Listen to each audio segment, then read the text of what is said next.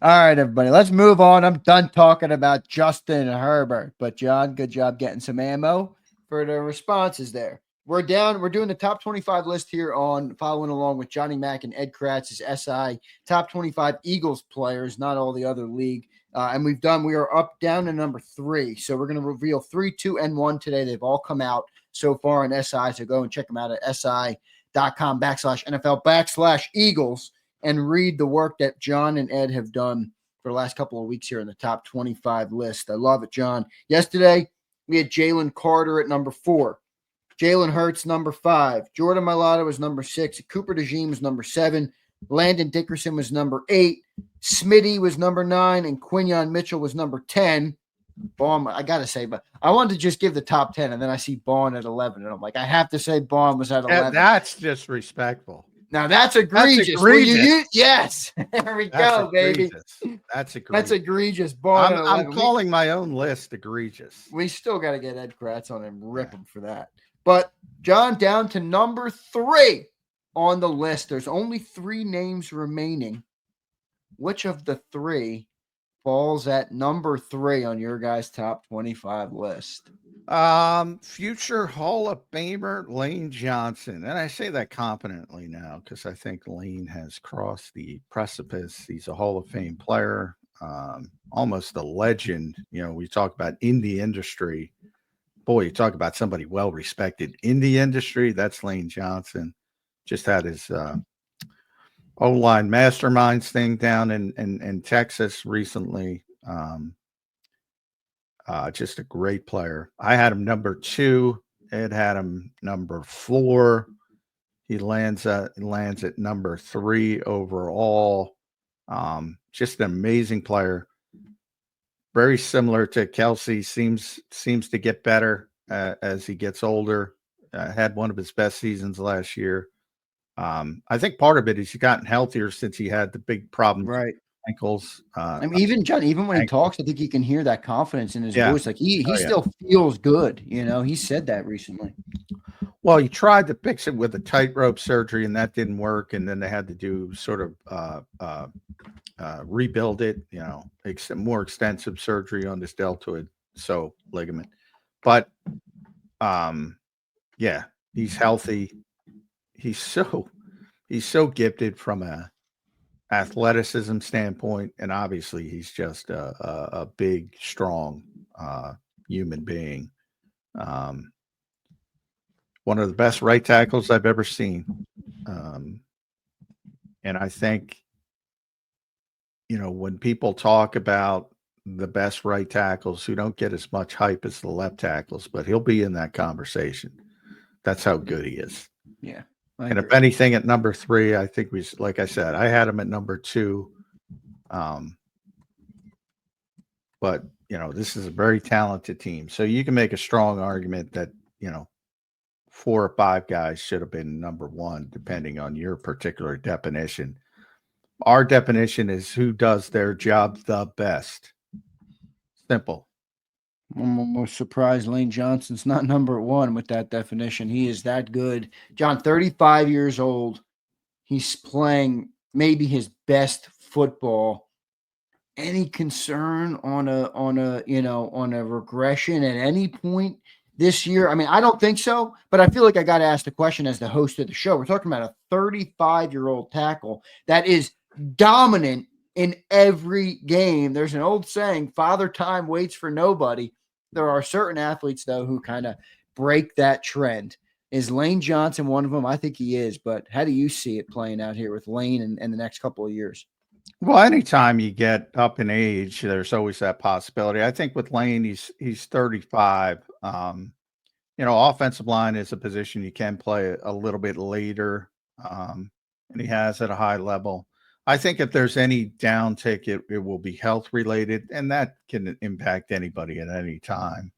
But if he's healthy, no, I don't expect any slippage at this point. Will it eventually come if he keeps playing? Of course, but no evidence of it at this stage. And, you know, he acknowledges already he's not quite as athletic as he once was, but he's smarter, he's savvier, understands the position better. and he's actually a better player. And sometimes I always bring up Tim Irwin, player I covered in Minnesota. You know, he played for 17 years, something like that. He wasn't at Lane's level, but he was a darn good right tackle. And he got better and better as he got older because he just knew how to play. And Lane's in that position. Bud says 3 more seasons for Lane. You take an over or under? Yeah, I think that's health related. If you know, he's said pretty consistently he wants to keep playing if he's healthy. So I think Lane's span is going to be, and that might change if he does make it over 3 years and he starts to descend. I don't think he wants to be a guy just playing to hang on. You know, he's made a ton of money. He doesn't need to play. So I think that'll factor into it if you get to that span. But I think if you don't make it to that, it'll be health related. I think he can play for 3 more years, certainly. Yeah, I agree. I think Lane Johnson's, I mean, it's amazing what he's doing at 35 years old, literally playing some of his best football ever. Future Hall of Famer. We're happy to have him here in Philly. Great comment there. John, he comes in at number 3 on the list, a little lower than I expected for Lane. I'm not going to lie. Thought he would be 2 or 1 on this list for sure. So he comes in at number 3, and now there's only 2 guys remaining, 2 skill position guys remaining. Who is number 2 on the top 25? Well, this is the one that frustrated some people. Saquon Barkley coming off the historic season, NFL record 2,504 yards when you include the playoffs. First team All-Pro, home run in every aspect, but he's only number 2, which is, you know, it speaks to the talent level. Number 1 on this team. Ed actually had him first. I had him third, behind number 1 and Lane Johnson, who I had second. And again, I think, you know, everybody does this differently. And even though we try to come up with that definition of who does their job the best, you know, you can argue when you have the season that Saquon Barkley, you can certainly make that argument. But I think, you know, having spoken to Saquon himself, he's very hard on himself, number 1. But I think people saw he's not a great pass receiver. Sometimes, you know, he's not the most natural guy. And he actually, I think he's too hard on himself because there aren't a lot of running backs who pass protect well in the modern NFL. And he's certainly still top 10 amongst his peers, but he was very disappointed in how he performed there. I think he's way too hard on Also himself. got a lot of touches. Like, I wonder if that affects your pass blocking ability when you're getting that many touches. You know what I mean? It's just beating up your body a lot, yeah, man. well, ton of touches. But And I then think think about that. The plays he's not getting touches, he's pass blocking. You know what I mean? Like, that's a lot of it's a lot of wear and tear on the body for a running back. And from my definition, I think you'll understand, you know, and obviously you can figure out who number 1 is, but, you know, number 1, point to me what he does poorly because I've yet to find it. And that's why he's number 1 on my list. Number 1 is who, John? A.J. Brown. Like, and anybody, and I encourage it, like, what does he not do? He is unbelievable. And Ed had him number 2. So he's almost a consensus. By the way, he was number 1 last year as well. So 49 of the potential 50. He's number 1. There's nothing he doesn't do well. Nothing. And that to me is the short, because again, Saquon's not the most natural pass catcher. Tremendous runner, very good pass protector amongst his peers. If you just define it as who does their job description the best, there is no weakness to A.J. Brown's game. None. He's got great hands, runs great routes, out physicals people, is a great blocker, which you rarely see with top tier receivers. There's no weakness to his game. He can play all 3 positions. He can play X, he can play X, he can play Z, he can play slot. He can run routes from all 3. Is The he one of best. the best moves Howie Roseman's ever made? The Oh yeah, trade for him? he's one of the best players the I Eagles know have he ever was had. good when we traded for him, but John, he was I not didn't good. know he was this good. I knew he Yeah, was good. nobody did. Nobody I did. didn't. We I knew didn't he know was he good. was He didn't not this because good. ironically his career, like people don't recognize how good he is because he's not Jamar Chase when it comes to volume. He's not Yeah, but he's Justin not big. And he Jefferson. played with Ryan Tannehill and And Derrick yeah, Henry. he played Yeah, I with mean, Derrick Henry and he played with Saquon Barkley. yeah. Um, and part of the reasons, by the way, works in concert, ultimate team game, as Nick calls it. So they both help each other. But I did resonate, and sometimes players are self-deprecating, and everybody points to, you know, AJ talking about how good Saquon was on the field on camera, off camera. Saquon has told me multiple times AJ is the best player on the Philadelphia Eagles. Um, and by the way, everybody says that. Um, so to me, it's not that big of a debate because I know how good he is, but I get it from other people's perspective and coming off Saquon's year. I don't think number two is disrespect. Certainly people took it as disrespect, but No, it's disrespect. um, AJ Brown to me is the best pure football player on the Philadelphia Eagles for the second consecutive year. He is an amazing player. We're happy to have him in Philly. Probably the best receiver we've ever had. I think so. And the best duo as well ever with Devontae. Um, yeah. And by the way, PFF graded him as number one, which I was surprised. I think that was the guy though, right? It wasn't like the actual grading. Yeah. It was just one, but still, I was surprised because generally people default to Chase or Jefferson because of the volume. Well, I mean, the 2 years that AJ didn't play with Saquon or Derrick Henry, he had 1,500 yards, and he did it in an offense that wasn't high volume. It was higher volume, but it wasn't the level of Yeah, I volume mean, that you're Jamar or Justin preaching are to the getting. choir. I mean, I Yeah. look, I would have nobody, that's they're all in the conversation. And as I always say, if you're in the conversation, that's good enough. I have no problem with people in Cincinnati want to say Chase, people in Minnesota want to say Jeff. Those guys are great. They are truly great. But AJ's every bit is great. And I think he's more well-rounded because Chase isn't gonna. I saw Jefferson's worst game ever when Slay locked him down here in Philadelphia, and he got frustrated. And to be honest, and I've talked about this with Slay, they were allowing Slay to be physical, and people say, well, he played like shit in that game. Well, 95% of the games, the officials aren't going to let the corner be that physical. So, Right. and Slay's very self-deprecating. He's like, that dude's good. Talking about Jefferson. And they just let him be physical, and he took advantage of it. You try to be physical with AJ Brown, Not going to work. you're not taking him out of the game. Even if they're allowing you to be, you're not taking him out of the game. No. Can Chase help and run, but which is nobody cares about it, but not going to help you. John, I know you're not big on player comps, but I want to tap into your football knowledge here.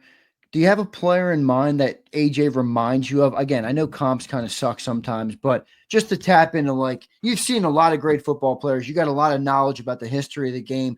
Is there a player that AJ reminds you of? Would you make a fusion? He's got Calvin Johnson's size, but this guy's hands. Like, I don't know. How do you see that as compared to some of the best receivers that have ever played? He's a tough one, but you go to the bigger receivers. I mean, his old Obviously, teammate, right. number one, would be DK Metcalf, but who's also playing now. But I think he does the little things better. And you bring up Calvin, like Calvin. A lot of TO comps in the chat too. Whoa, much better hands than TO. Much better hands. I mean, much. TO didn't have the greatest hands in the world. Big play guy, but a lot of drops. You don't see drops with AJ Brown. Plus, you're not doing. To me, what sets AJ apart is the stuff the dirty work that you don't see. Exactly. Complete. He's a complete receiver. Yeah. Very complete. So even if you talk about Calvin, like everybody, Jim Schwartz will rave for days on how good Calvin Johnson was, and he was. But did he block as well as A.J. Brown? I doubt it. And I'm not going to sit there and tell you. He certainly had the physicality to do it. But those are the guys, the big physical receivers. But his hands set himself apart. His blocking, his willingness to block, his route running. You see, he's the best slant receiver in football. He's the best go route receiver. When do you see that? It's my biggest knock with the Eagles offense. You got A.J. freaking Brown. Throw him a damn slant. Come on, man. I mean, usually like Jerry Rice is Guys be crazy when I watch the game sometimes. I'm scratching my fingers on the wall. I'm Well, like, man, go slam to A.J. Brown. As we say, if you're winning, why change it? Don't broke what isn't fixed. I get you. But I mean, Jerry Rice may be the greatest slant receiver ever. There's so many highlights of Jerry just catching the ball at 7 yards and going the distance. Yep. He wasn't among the top go route runners. AJ is the best slant runner in football. He's the best go route runner in football. Best dig route runner in football because of his body. Comeback route. Just an amazing player. To me, it's not even a debate. Obviously, to others it will be. But yeah, I think the only person you could argue could get one would be Lane, because I think Lane does everything well at right tackle too. He does. He's similar in that he has that's why he's the only and that's one. why I had him at number 2. I had AJ 1, I had Lane 2, I had Saquon 3. And Ed had Saquon 1, AJ 2, Jalen Carter 3, Lane 4. But I mean, that's good 4. That top 4. That's good.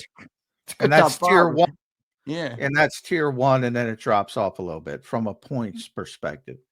So the tier 1 and it's interesting because the defense was better than the offense, and the offense got 3 guys. That's how talented their offense is. Yeah, and they're bringing 10 of those guys back. It's one of the big reasons that I think this team is going to be so good this year. That I think that offense is ripe for another big season, whether it's Saquon, whether it's AJ. I don't know. There's a conversation that's happened a lot like this summer about the passing game, obviously, because they were low in the passing game. Every time you bring it up, everybody gets mad at us in the chat. But people, like, when I say I want to see a better passing game, it has nothing to do with me wanting more out of Jalen Hurts. It has nothing to do with the passing numbers. I'm like, you got AJ fucking Brown. Use him. Get him the ball. That's my entire premise of why I want more passing, because you have AJ Brown, and I think it's a no-brainer when you have a guy that good. Get him the damn ball. Yeah, I mean, it's that part of it's the Eagles are going to be a run-first team, and they should be, because of the offensive line, the quarterback, the running back. Yeah, but get AJ the ball. And that's another part of it, to have a receiver that gifted, and people still complain when he's reading a book or saying passing. And, sometimes he does that on himself. Some of it is kind of funny. I mean, yeah. Some of it's on himself, but overall, give me another receiver. People have called him, have used that word. He's a diva. He's the farthest thing from a diva. There's not another. You think Jamar Chase is here not complaining? Jamar Chase would not make it here. Anybody, any of the great receivers. You think Jefferson's happy? Whoever else you want to put up there. You think they're happy? And AJ, not that AJ doesn't want the ball. He clearly wants the ball, but he's uniquely fits, very similar to Jalen Hurts as the quarterback of this team.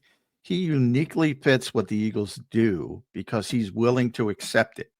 And that dates back to his time in Tennessee with Derrick Henry, because he's used to playing in an offense with a great running back. And he understands, or better understands, not that he doesn't get frustrated, but I shudder to think, for people who dream, wow, I'd love to have that 1,600 triple crown Jamar Chase type numbers. He would not be happy here. I think he's not a great player. He's a great player, but he would not be happy. You can be a run-first offense. I don't care. But get the ball to A.J. Brown when you're not running it, please. He can catch contested. He can catch over the middle. He can catch slants. He can catch go-round. I mean, there's nothing the guy can't do. You just got to get him the ball. I want him to get him the ball. I want A.J. Brown to have a big year this year. I think it's the best way for this team to evolve and get back to the Super Bowl is maximum involvement from who is your number one player on the football team, and I agree with you on it. Get the guy involved in the game. Every game. Yeah. Phenomenal player.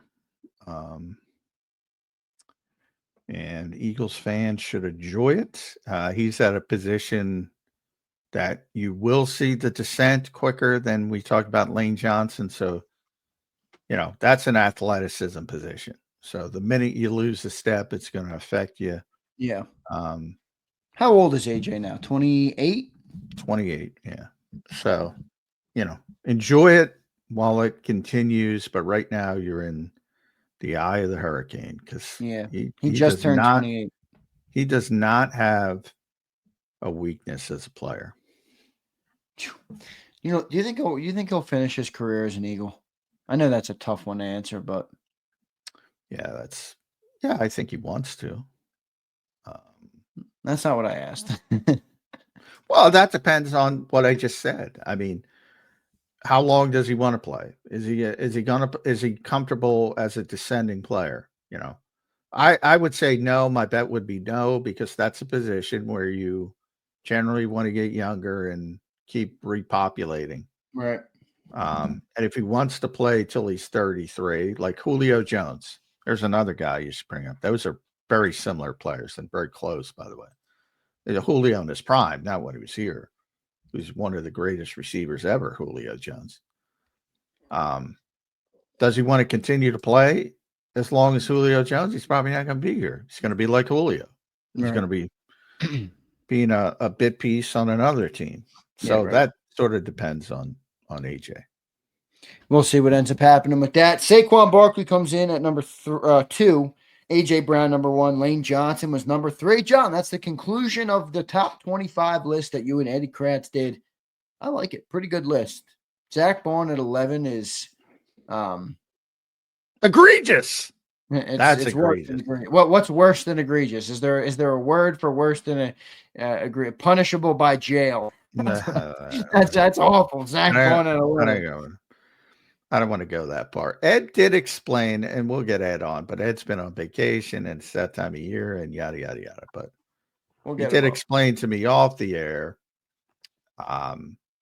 he basically gave Vic a lot of credit. And I get that argument. I mean, he did nothing in New Orleans. Yeah, so, in 1 year. I mean, right now it is a 1 year wonder. He does have to prove he can continue. So was he schemed up? Probably part of it, but boy, he made a lot of plays. I don't think you scheme up that kind of production.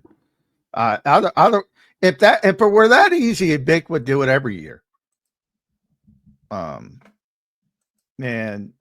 even his history of linebackers, which is tremendous, you don't have individual seasons as good as Zach Bond had last year. Very many, at least. Yeah. Saquon Barkley came in at number 2, which was interesting. I think that's appropriate, though. I mean, I think it makes sense. But John, with coming off the season he had last year, touched the ball a lot. Offense obviously ran through him last year. I'm assuming you're expecting more of the same this year. How did the Eagles balance that with, obviously, you want to run them till the wheels fall off, but obviously you want them to be playing in January and February, hopefully February as well. What's that look like with Saquon Barkley this year? First year with Kevin Patullo as well as the offensive coordinator. Yeah, I think they'd like to limit his touches as much as possible, but I think that's off-season talk where you go into it with let's try to do it, and then you get into the games and you're trying to win the game, and if you need him, you're going to play him, and you're going to get. And the games dictate exactly. Yeah.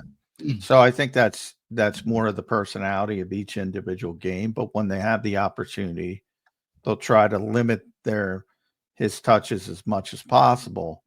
However, for those thinking, well, you got to protect him for, the Eagles are thinking in 2-year increments with Saquon Barkley.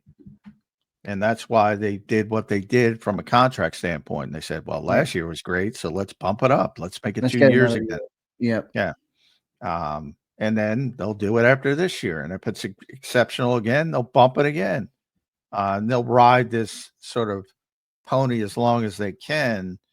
And they should with this offense. The offensive line is a big part of it as well, which Saquon will be the first to admit to.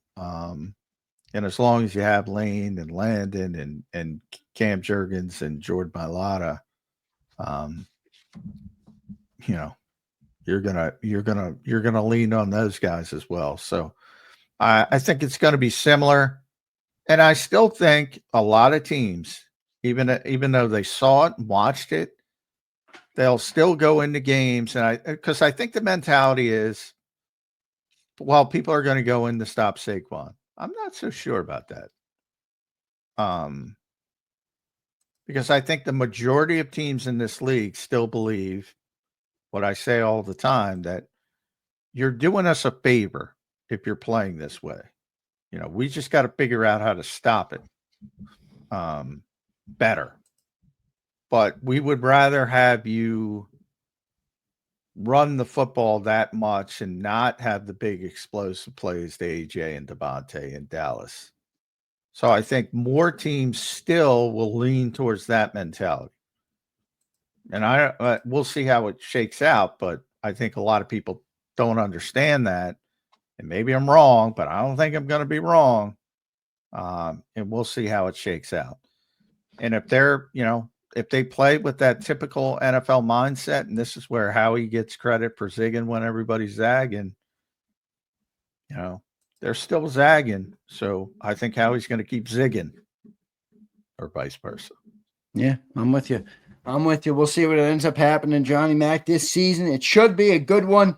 Feed 11, feed 26. Offense should be pretty good this year. Johnny Mac closing up the show. The top 25 list is complete, though. Outside of Zach Bond, what's the closest ranking that would be egregious in your eyes outside of Bond on this list? Is there any other ones that really upset you or not? Not that really. That's I wasn't upset, believe me, but I thought it was unfair to Zach. Probably Landon. Well, my only problem with Ed's thinking is you can apply the same thinking to Quinyon and Cooper, who were one-year players. Well, yeah. I like both of these players. Well, yeah. And Ed had both Cooper and Quinyon higher than I did, which is fine. They had great years, but I would say Landon. Landon's the other guy, because I had Landon 1, 2. I had Landon. He came in at 8 on the list. Yeah. I had him 6th on the list, and Ed had him out of the top 10, which I didn't think was fair for Landon Dickerson. No, yeah, that was the only. Cooper's tough too. Cooper was, I thought Cooper was a little bit high, but I had Cooper like 10th, I believe. So I still had him as a top 10 player, but ended up number 7. Yeah. And Quinyon, and maybe they'll be much higher. Like Jalen Carter. I mean, Jalen Carter's so gifted. And he turned into a second team All-Pro in his second season. And I remember doing this list as a rookie. We had him at like 18, never played it down. That's how gifted he was. And I wrote at the time, I said, he's going to shoot up this list as long as he, doesn't get in any off the field stuff, which is overblown. But, and yeah, sure enough, he shot up the list. And he might be number 1 by next year. We'll see how it goes. Johnny Mac, great show today, brother. A Tuesday edition wrapping up. We're officially 7 days out from the start, from the Eagles reporting to training camp, 8 days out from them taking the football field. A week away. A week away. Yep. All right. I got work to do. Cheer up, John. You got a fun job, though. A lot of people would love to do what you do, cover the Eagles every single day. It's awesome what you do. Yeah, well, I do. It is. It's better than 9 to 5. But do you love your job? Like, do you love being a sports reporter? Oh, that's a good question. We need another 2 hours. Yeah, maybe we'll save that. We might have to save that for a Thursday or Friday this week, John. Yeah. Yeah. I need more time. We'll talk about that later. But All right, cool. I'm excited for uh, that conversation. man, there's some good, there's some bad. It's Yeah. not as exciting as people think it is. There's a lot of there's a lot of waiting around and all that kind of stuff. Yeah. Football practice not as exciting, I always say, as people think it is. Yeah, and once you get over the hump of like, everybody's like, "Oh, you're around the players all the time. That's cool." It's like once you do it for a living and you see them all the time, it doesn't become as cool. I That am cool. I am not starstruck. They're just human beings. You know what I mean? That play a game for a living. The humans are important. The games are not. My father always told me that when I was a kid. Yeah. Johnny Mac, great show today, brother. Appreciate you doing it. We'll talk to you on a Wednesday edition of Birds 365. Well done today, my friend. All right. Thanks all. All right. Thanks, Johnny Mac. Great stuff today from Johnny Mac. John McMullen. Follow him on X at JF McMullen. He was fired up today. We had a great show today. A lot of conversation with the great people of JAKIB Nation in the chat.